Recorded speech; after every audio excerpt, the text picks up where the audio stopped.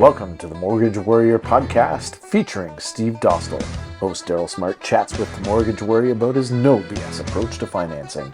That will be sprinkled in with conversations with other people in the business and around the community. So without further ado, here he is, the Mortgage Warrior, Steve Dostal. What is up, everyone? I am Daryl Smart. I'm the host of the Mortgage Warrior podcast, and it wouldn't be the Mortgage Warrior podcast without the Mortgage Warrior. That's me. Dostal. That's you, man. That's you. Holy crap. How's it going, buddy? It's going well. It's going well. I mean, we just filmed episode 2, which now we're going back to episode 3, which We is don't nice. want to show the magic of online world. I don't know. Maybe. I don't know. Nice shirt, though. That's a great shirt. Thank you. I That's a like great yours. shirt. Actually, I think I have your a color fuchsia. like that. What was that? What was the other color? Fuchsia? I think I'll go pink. I don't know. I'll go pink. I don't know. on That's that. right. Salmon. Salmon? Is it salmon? That looks like a salmon. Maybe. I like salmon. Salmon color. I'll go with salmon. Salmon's a very in color right now. How's it going today, my man? It's going well. Another day. It's Wednesday. Yeah. So, How about those Lightning? wow, man. I can't stand the Rangers. I can't stand I just can't stand the Rangers. Anyways. You're a Leaf guy, aren't you? Well, yeah. I mean, I know. Toronto Maple Leaf fan. Unfortunately, but at the end of the day, my late father would say I'm an idiot, but I'm not. I mean, I love that team and anything about it. We've tried. Am I happy that they exited again? Well, hell no. I mean, That was the conference final. yeah, I think so. That was by far the I conference think final. so. The two best teams, I feel. I can't stand either team. Well, I like Vasilevsky. I'm a huge Vasilevsky fan. If I had a choice, obviously I'd be going for Tampa Bay because Yeah. it'd be nice to see a team in the 2000s win 3 in a row. Yeah. Like it hasn't happened since I think it was Montreal or no, the Islanders. And a local connection, too, eh? Jason Cullimore is still involved with the Tampa Bay Lightning. No way. Good Yeah, old, Cully. is he from Port Dover? Yeah, it's in Port Dover, Simcoe. They live on, from Cullimore Lane, right in between Yeah. the two. But I think he would call himself a Simcoe guy, Oh. even though he has a sign in Port Dover. Yeah. But great guy. He won a cup with them. He was on the team. And Then you now, got Nelson Emerson. Every time I go through Waterford, do you see the Nelson Emerson sign? I always want a LA Kings Stanley Cup because I was pretty lucky to. Rob Blake. Well, yeah. Yeah, When they've won the cup, I was pretty lucky to be the photographer for the Stanley Cup day. So Wow. I've got some pretty cool photos of the Stanley Cup. Yeah. I You think got one yourself hoisting? I've that only thing, got or- one. Believe it or not, I've only got one. Wow. I've only got one, and it was a funny story. I didn't even bother worrying about it. And the guy that was shooting with me that day, and this was after 2 days. So the first day, the last time that they won it, Nelson had it the first day, and then the next day Rob had it. So wow. it was like back to back. So Rob took it to Turkey Point, from what I heard. He did. I think him and John Stevens took it, but then they had like their big party on Rob's property there. And they had this giant stage with an AC/DC cover band. It was actually pretty fun. Yeah. But we're sitting there all night taking photos, and finally the cup keeper. I forget what his name is. It wasn't Phil Pritchard. It was another guy. Really great guy. He hung out with us all night long, and he was like, "Do you guys want a picture with the cup?" Wow. And so my After all buddy, that. my buddy Tribe and I got to actually hold it, and because nobody was able to hold the cup when they were taking their photos, but he was presenting it to me, so which was kind of cool. So Well, funny story about Phil Pritchard, the keeper of the cup, is a friend of mine, and he played on our ball hockey team in Burlington.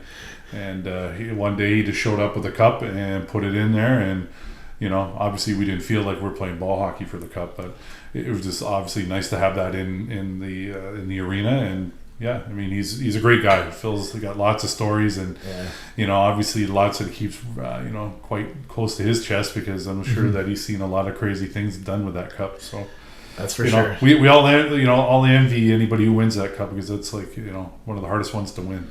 And it's magical, like you said. Like you're playing a ball hockey game, you have the cup there, Yeah. and like I know the first time that LA had won it, or not the first time LA had won it, but that time that Nelson and Rob shared it. Rob had it at the rink, and all of Nelson's two boys, Rob's boy Jack, who's now actually 2 of the 3 are playing for Bowling Green next year, I think it is, which is kind of cool. But yeah, they were out there, just friends and family. They were all playing, and whoever won the game won the cup. John Stevens had his boys out there too. So, yeah, it was pretty good.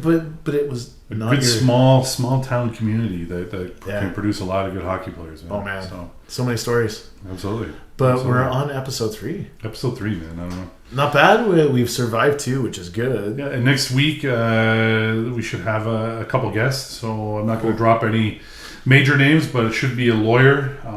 Should we have a good lawyer coming on and a realtor? So next week when we drop the next 2 episodes, 4 and 5, we shall see what we can bring in and get a different perspective from somebody other than me and Daryl. Mm-hmm. So well, more you. I'm just kind of high. How high are you? I'm just joking. I know.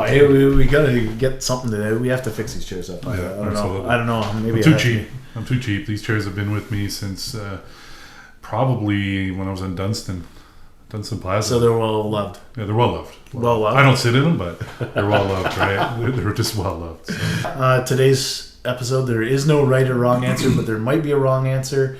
We'll see, because we were talking about it, and I think there might be a wrong answer, even though for some people it isn't a wrong answer. So we're just going to talk about whether you should pay off debt or save and buy.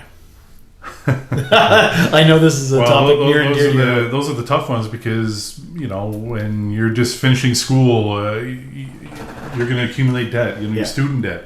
You're going to rent. You're going to go back home to mom and dad, right? I mean, there's no right or wrong answer on this, but at the end of the day, a lot of people in this day and age can't save enough for a down payment while keeping their debt down low, because obviously wages haven't increased as much as what housing has. So that's caused a huge, divide in what people are to be able to afford. Yeah. Because now with rates raising, that means you're qualifying rate raises, which means people are going to accumulate debt.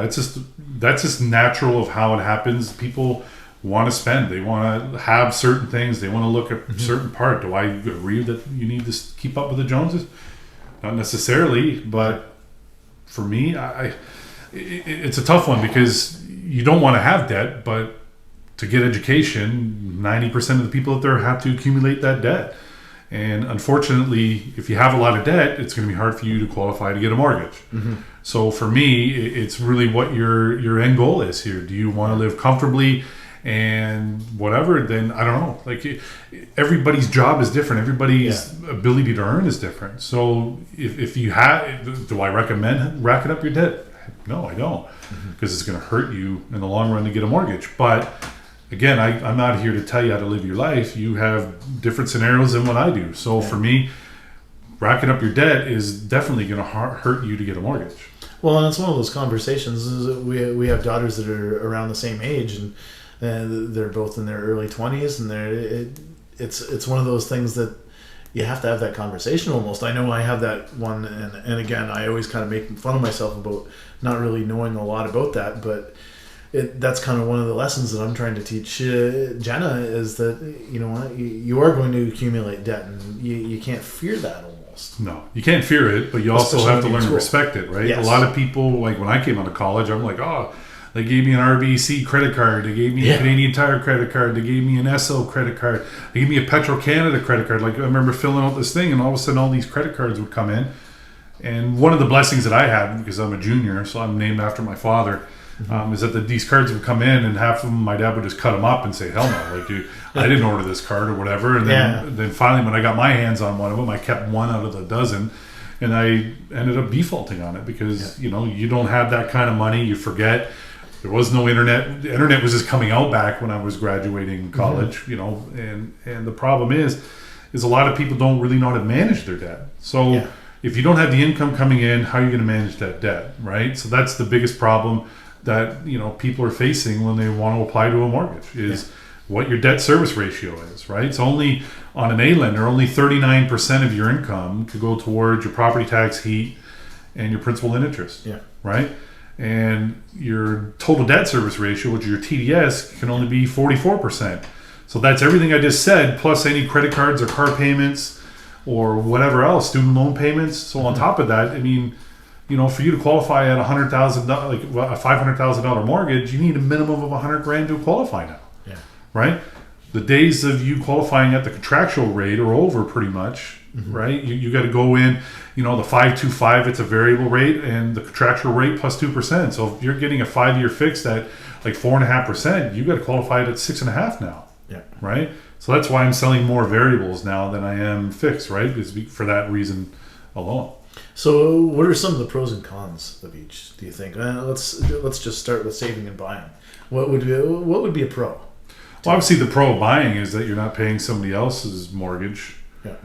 Like paying off their mortgage. I mean, that's the biggest pro.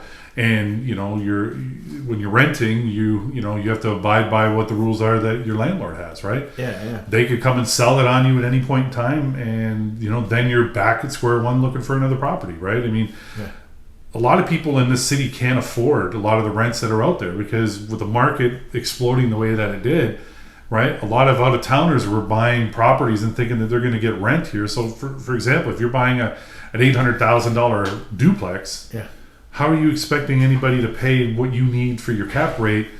When the average income in the city after taxes is about $75,000.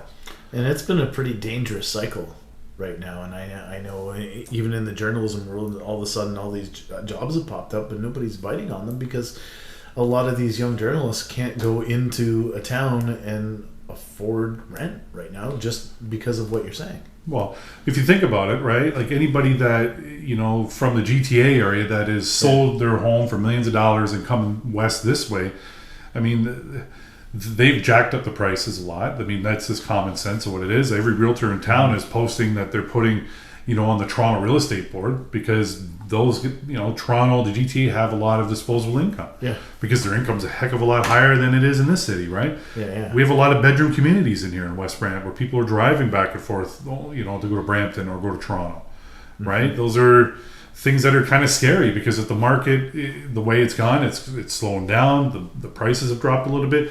Gas prices have gone up. So it's costing people more money to, to commute now. Yeah. So, you're seeing that in cottage country where, down in Turkey Point where I have a cottage, which I very luckily bought it 6 years ago, for, very, very low compared to what you could do now. A lot of people out there trying to rent their cottages out there, they're not getting the people lined up the way they used to. Yeah. Inflation is a real thing, man. When it's costing you a lot of money to drive somewhere, does it make sense to drive somewhere now? Well, exactly. And then that's why there's a staycation credit, I think there is. It's kind of crazy. And people are almost being pushed to stay more local. So do I recommend that people buy? Well, of course I do, if you can. Yeah. Right? But the main thing is you don't want to buy and be house poor, right? Those are the worst scenarios when I get young couples coming into my office and, they're at 39 and 44. They're maxed out on the ratio. So they don't have any wiggle room if something goes south for them. Yeah. Right. But again, the big Canadian dream is owning real estate, right? When 25% of our, gross national product is been people flipping homes. Yeah. There's an issue here. Right. And I don't begrudge people for making money on real estate because I'm in the same business as them. Yeah. So if I made money in real estate, absolutely. Do I feel that there's going to be money being made in the future? Absolutely, because everybody's going to need money. Yeah. Everybody's going to have to renew. Everybody's going to have to, clear up some debt, and everybody's going to, not everybody, but there's death, there's divorce, right? There's loss of jobs. Like we just come out of a pandemic, and we're just kind of slowly feeling what that economical impact has been. So, what are some of the things that you see with that? Just some of those effects. Well, I mean, you're seeing people like coming in and.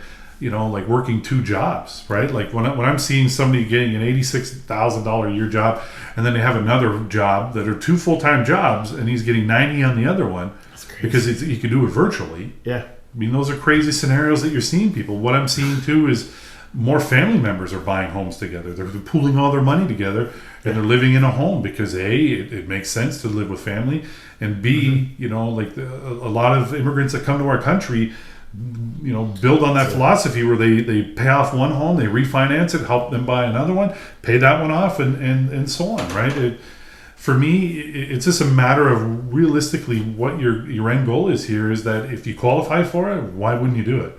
Mm-hmm. Would you rather pay a mortgage or would you rather pay rent? Well, it seems like that's kind of one of the themes that you always talk about is that what your end game is. Because, and again, everybody's story is a lot different. And it almost seems like what is your game? And that's kind of your game plan for people, right? Well, absolutely. We want to make sure that we're putting you into something that is, obviously affordable for you and makes you happy. Because obviously when, rates go up, we get calls all the time asking, what's my payment now? And, you explain it to the client, which is fine. But then you realize after the fact that some people are just not cut out for a variable rate. Some people would rather just know what their payment is every single month for the next 5 years, and they don't have to worry about it, right? But for myself, all my stuff is variable because I believe in, the fact that if you can get it lower, it's more flexibility with the variable rate, because if you do get divorced or if somebody passes on, then it's only a 3-month interest penalty to break it versus a 5-year. Yeah. Then you get interest rate differential, which all becomes, especially when you get into the big bank stuff, like they're going to hit you with a heavy, IRD penalty, as they call it. So what are some of the pros and cons of paying off debt? Well, the pros of paying off debt is that you can afford more on your home. Yeah. The cons of it, obviously, is you won't qualify for a home. Yeah. So those, and obviously not just for a mortgage, you want to make sure for people out there that don't really know, the more credit you have available to you, the better your credit rating is. And your credit rating is a massive thing when it comes to getting a mortgage. So why was this one of these questions for you that you just didn't want to tackle? Well, you didn't. You wanted to tackle it, but it's one of those strange questions for you where you're kind of conflicted on it. Because I find the housing market in the city is gone insane. Like when I bought a house on St. Paul Ave for $92,000, and then at the beginning, just before the pandemic, when market was started switching, and I know that house is only still worth maybe that, right? Yeah. But market demands make that change, which makes realtors, pockets richer, which make mortgage brokers pockets richer, which make lawyers, home inspectors got left out of all this. So out of all the things that you want to do when you buy a home is not get a home inspection, right? Like, going in with no conditions is another topic we could talk about because it's drove me nuts for the past few years. I'm going to make a note of that one. Absolutely. But I think we've covered everything there is to cover on that one because, and again, there is no right or wrong answer, but it's one of those things that there are consequences to each one, right? That's right. It's just a matter of what you're suited to afford versus the debt you have, right? Obviously, when you're coming out of college or university right away, it's going to be really tough for you, right? But at the end of the day, if somebody calls us, we're not just going to say we can't help you. We will show you what you need to do for the future to get to a place to be able to buy a home. So, who do we call? TheMortgageWarrior.com. Awesome. For Daryl Smart, this is Steve Dostal, the Mortgage Warrior, and thank you again for joining us on the Mortgage Warrior podcast, and we will see you in the next episode. Right. This episode is brought to you by Elevation Homes. They will design, build, and make your home look amazing.